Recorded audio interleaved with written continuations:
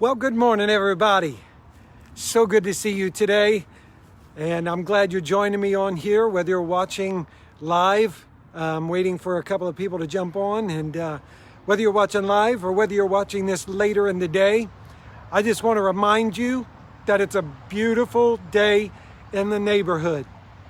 For all of my northern friends, I don't mean to rub it in, but it is a balmy 80 degrees here in Florida, in Central Florida. It's beautiful outside, blue skies, white clouds.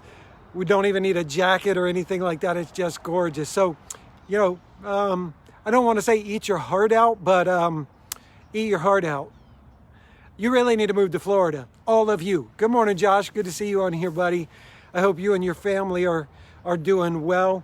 One of my favorite cousins, and I love you, buddy, and praying for your ministry and your family and everybody, and for your dad. I just believe in God for some great things, buddy.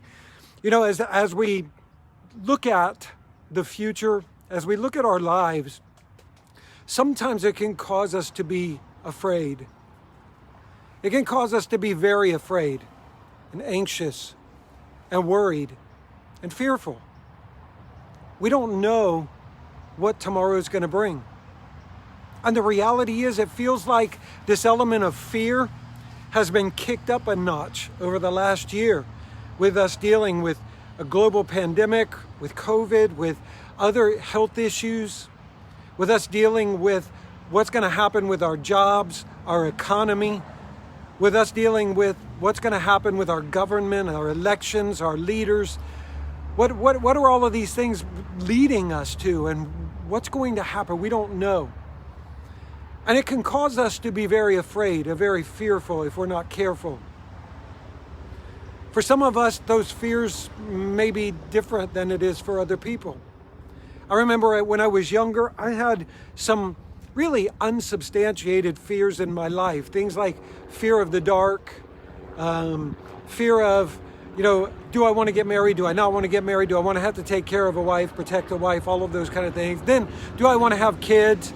Because I'm going to have to be the protector and the provider and all of those things. And for all of us, the fear shows up in different ways.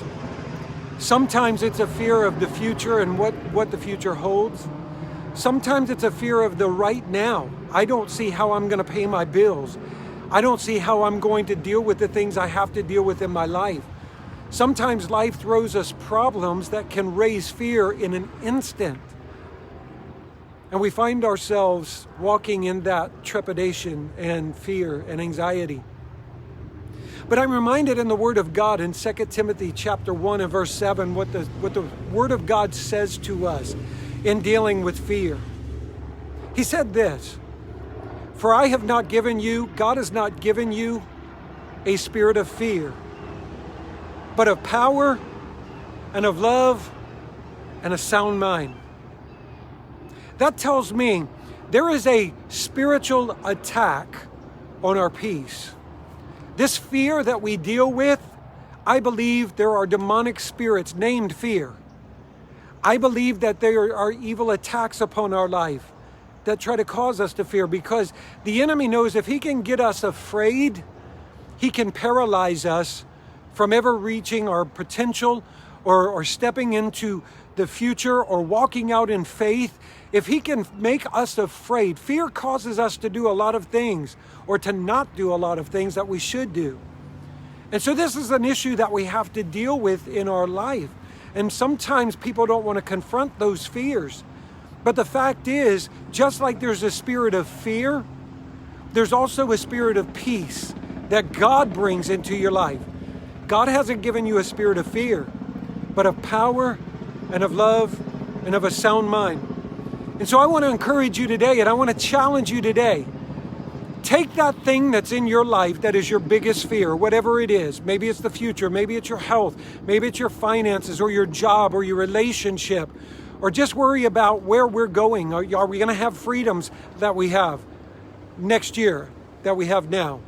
All of these things can cause us to fear, but I want you to take the biggest fear in your life, and I want you to stand it up next to God. And you'll see that our God is greater. He's bigger than any fear you might have in your life.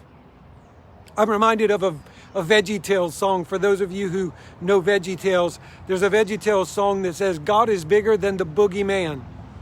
He really is. And there's a boogeyman named fear that tries to get into your life and into your heart. Don't let it. God's not given that spirit to you. But God has given you a spirit of power and of love and of a sound mind. I love you today. You walk in that power. You walk in that love. You walk in that sound mind. That stability of character. That peace that passes understanding. I love you. Take care of yourselves. God bless.